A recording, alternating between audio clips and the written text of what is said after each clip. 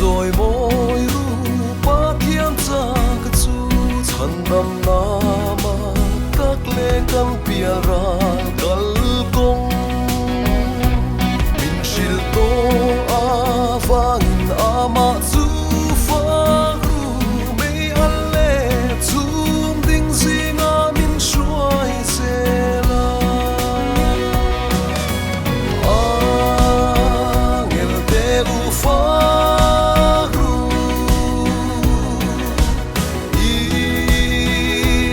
zong zong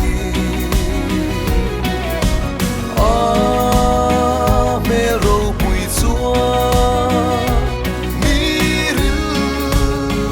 ru a chu e ram ro pui ta chu zao deu de vong na tho zong zong na tho zong zong in lalpa an fa o thara fa vero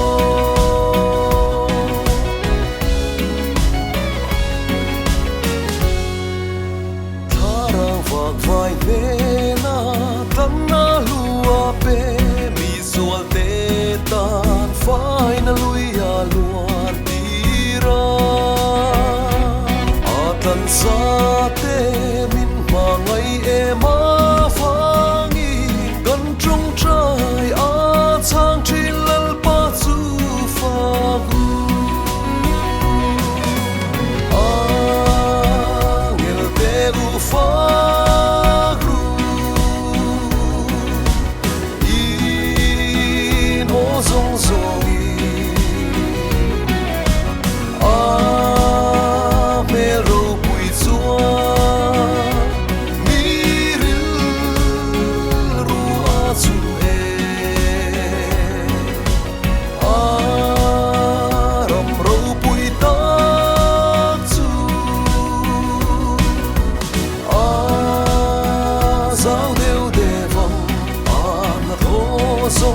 zong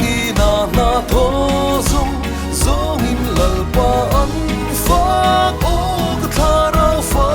vero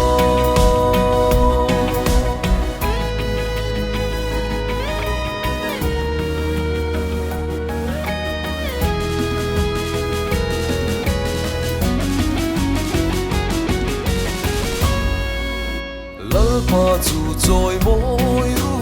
kan mang an lain ko mai na tha shuin min ron vuan ta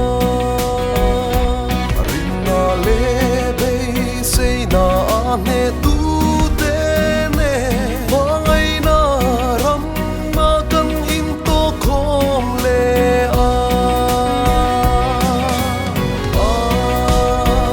ngel te u fa